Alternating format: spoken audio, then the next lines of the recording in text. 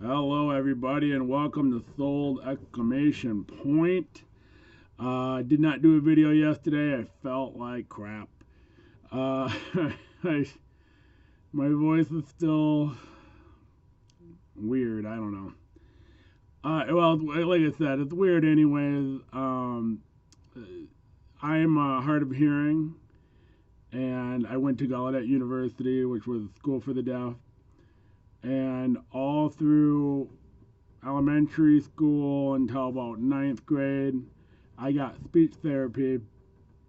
But it's been 25 years, and so when I talk, people go, "Wow, you got an accent," but I don't know where you're from. Oh, I'm from Minnesota. I'm just hard of hearing. So now you put the cold in there, and now I'm just like, ugh. So, oh well, let's get into it. I sold apparel, I've sold tickets, I've sold cars, I've sold books, I've sold autograph cards, regular cards, schedules. It's going to be a crazy day, but there is one constant today, and that is multi-variation listings on eBay. Do them, and you'll see why. All right, first up, multi-variation listing. We sold 2 more cars. We got 14 for both of these, or 14 each. We got that, Matt Kansas. All right, multi-variation listing, the Smoky Collection. We got a 4-card lot of 1999 SP Top Prospects, and the winner on this guy is Chen Feng Chin. He's a tough signature to get, so that was about 30 of the sale. 49 for the lot, Matt Riley, Jody Garoot, Josh Kalinowski. The other 3 were common players. All right, multi-variation listing. They're actually called variation listings, but I like to call them multi-listings. So I'm going to make everybody happy and call them multi-variation listing. I found these cards in dime boxes at the Chicago National 2 summers ago. They were all first day editions out of Stadium Club basketball.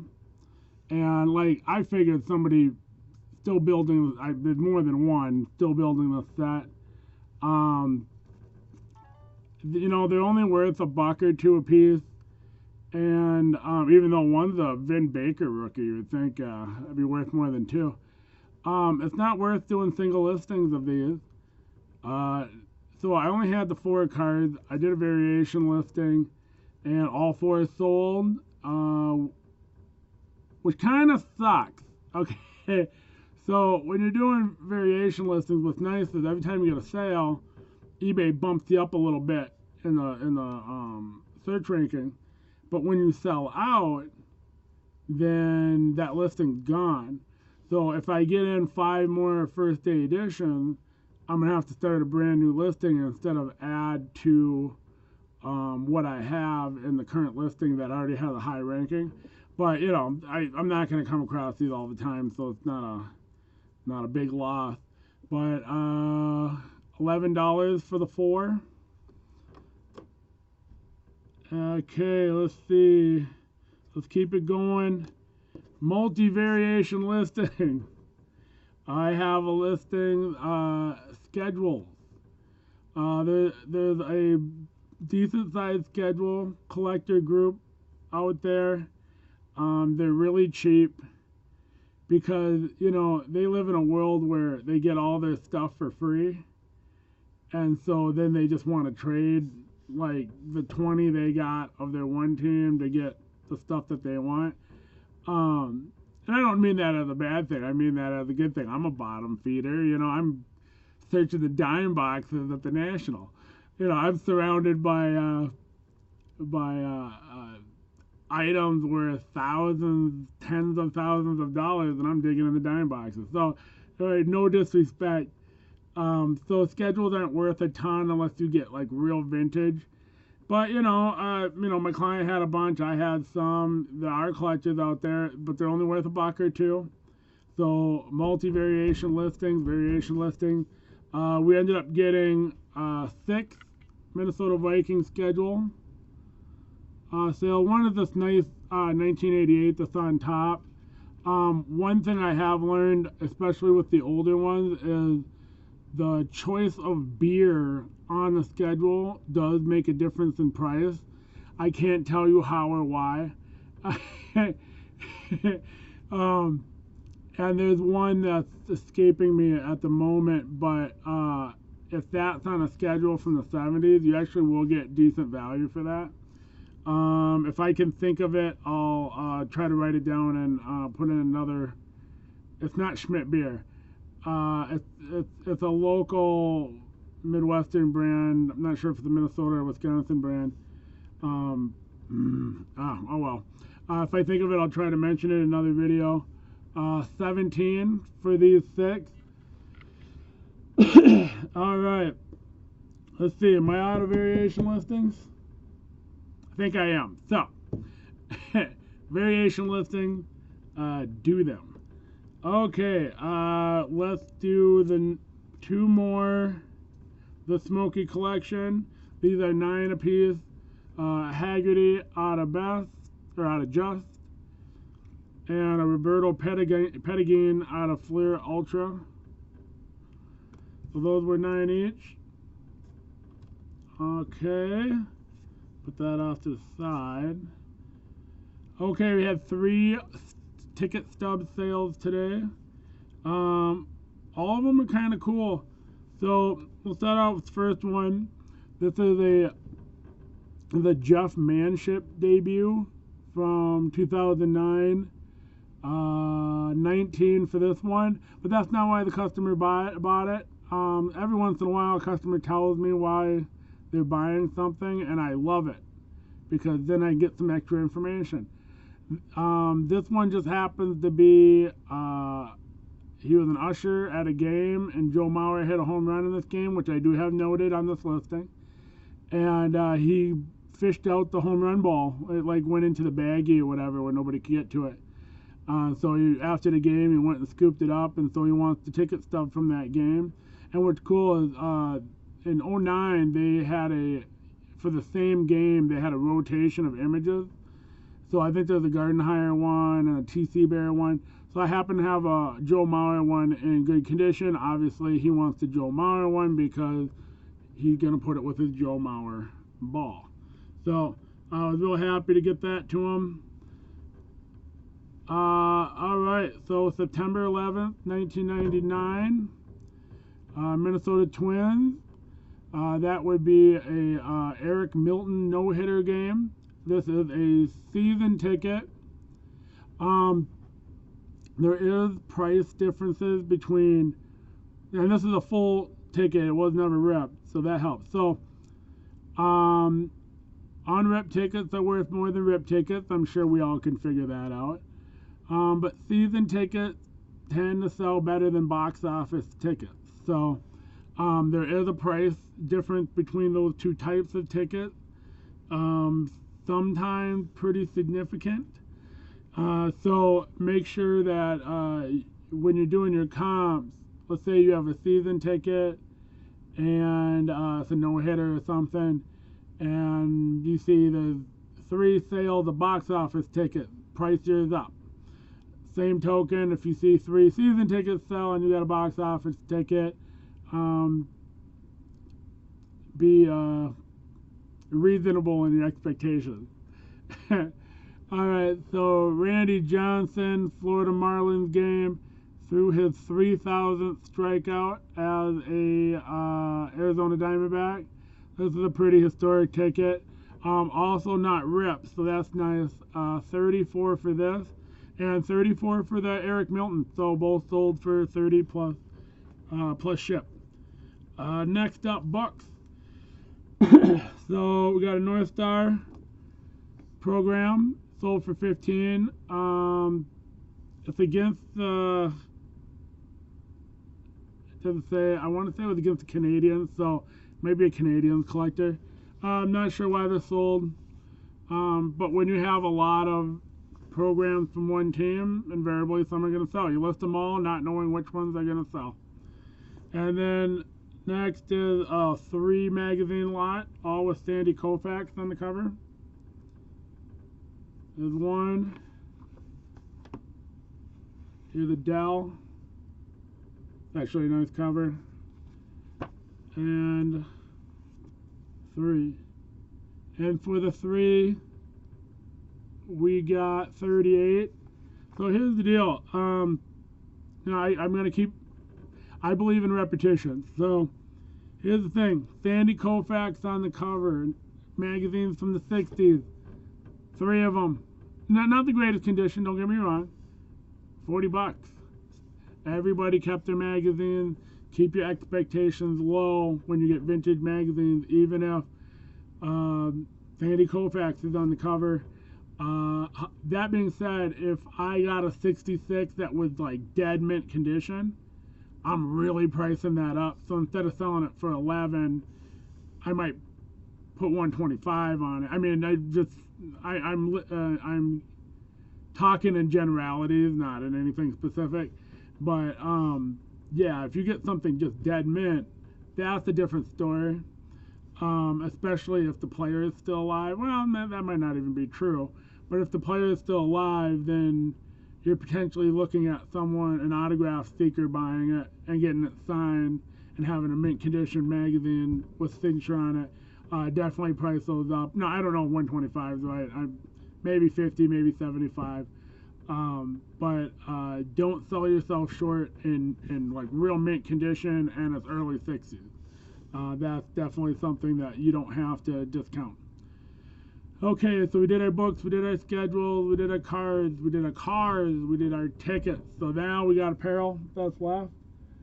And first up is a Packers hoodie. This Packers hoodie has a discoloration right in the middle. I think it's from bleach. So I didn't notice it when I picked it. But this is a really nice hoodie. Like a really nice hoodie. Really sewn well, structured well. Well, I took 19 for it because there's a rather large defect. Whoever bought it is probably going to work their magic on it and try to get it back to get that discoloration out. But yeah, I mean, normally I would leave this on the rack because for 19, 19 shipped, it's not really worth my time to pick it. But, when I have those, I actually put star defect in the title. And there's a thing about when I get something that has a defect. When I put defect on there when there is something I don't want the customer to miss in the condition notes. This is a hole, this is a rip, this is a large discoloration like that one had. This is just a big stain, or mini little stain. I'm going to put defect in the title. Here's the thing about defect in the title. I started doing that to prevent against returns. I price them appropriately when they have the defect. They're cheap. It's still going to sell. It's not like, there's some people who might want to say nothing and then try to sell it for full price. You're just begging for a return, and that's bad customer service. But what I've learned is, even though I did it to mitigate returns, those listings are some of my highest sell-through rates of anything I have. If I were to classify, basketball stuff with sell-through rate, football stuff, Twins stuff, Gopher stuff, cards, apparel, putting defect in the title is one of the highest sell-through rates. And I think it's because it's cool stuff and it's super cheap. And people fix stuff up. Either they're going to wash it, they're going to sew it. They don't care. If you get a real old vintage tee with a rip, they might actually like that rip. And they're never going to fix it because they want that rip from that 30-year-old t-shirt in there. But again, it's priced appropriately. It's cheap. But something to learn. If you have a defect, throw the word defect in there. One, it'll prevent against returns. almost, or I've never received a return off an item that had defect in title. I want to say never, although I could be wrong about that. I rarely get returns anyways. Um, but then highest sell-through rate and never get a return. You know, I don't suggest putting defect in there when you don't have a defect, but you know, go ahead and do it. Here's a really great Fisherman Islanders shirt. The problem is it's a youth, or a ute, as my cousin Vinny would say. So we got 25 for this. If this was an adult size, I probably would have asked 50 or 60 for it. It's really, really great shirt, really good condition, and those Fisherman logos sell very well. Next up, we had two of these 2015 Minnesota Timberwolves football jerseys, the crossover jerseys. I really like crossover jerseys. I don't know if that's the right word for them, but that's what I call them. You know, a football jersey of a basketball team. These are 2015. They got T-Wolves in the back. I don't think they're old enough to where they've really dried up a lot. We had 30 on them and had them listed for over a year, and a customer wanted both of them. So we gave it to him for 23, and then I combined shipping on the two of them, so 51 for the pair. Customer got a good deal. I do expect these to be a lot more popular in the next, no, I shouldn't say popular. Popular is a bad word. I expect the price to rise on those in the next 5 years. Because right now they're 3 or 4 years old. And once we start hitting about 10 years old, you're not going to have a dozen of them listed on eBay. You're going to have one or two. And they're really cool. So the price is just going to rise. Right now we're having a supply problem. Well, it's a problem for me. It's a good thing for buyers. When there's lots of supplies, buyers are happy. When there's little supply, sellers are happy. But I'm happy to get them to him. Hopefully it'll be him and his buddy matching, or him and his wife or something. That would be cool. And last up, we got a Shaun Alexander. Really clean. Screen print's really strong. My guess is it wasn't worn or washed too often. 30, 35 for that one. That is what we got for today for sales. This would be like today and yesterday. I did want to talk about one more thing. I was talking to my client at Absolute Sports Cards, Clint. You would have met him at our box break. And we were talking about items that don't fit our product mix. You know, and I had sold like a play school RV with a bunch of accessories. I found it for $5 and sold it for 50, I want to say. But I've had it for a year, and the thing is, I'm gonna make 25 on it ish because shipping's kind of high. But you know, to be honest with you, I probably, if I were to go back, I probably wouldn't even picked it up. It's not my product mix. It took so long to sell because my followers aren't looking for that stuff, and it's not what I sell. You know, if you're a generalist, then that's cool. You know, people are gonna go to your eBay store because you pick up a little bit of everything and you never know what you're gonna find. That's cool. Go with that because that is your niche. Everything is your niche. You don't have a high concentration of anything, and that's what your niche is. I have very specific product lines, and every time I go outside that product, and I shouldn't say every time, but most time I go outside of that product line, I'm not real happy even if I sell it, because it's like I gotta find a special place to put it in my inventory so I know where it is. I gotta lug it around, maybe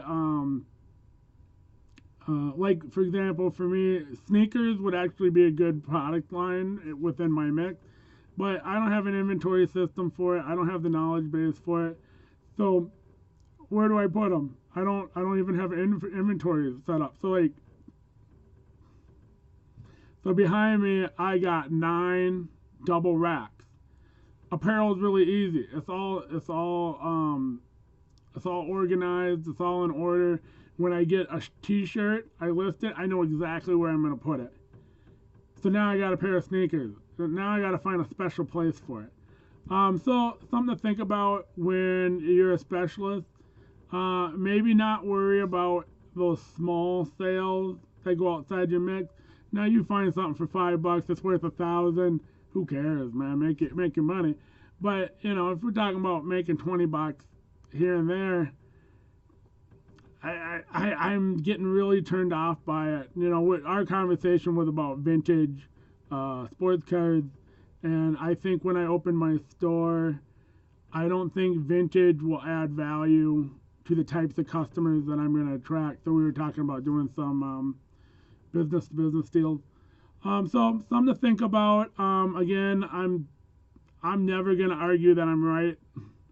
I just want to put thoughts out there into the ether and have you guys think about it. So hopefully it helps, and have a great day. Hopefully I will be back tomorrow, if not Wednesday.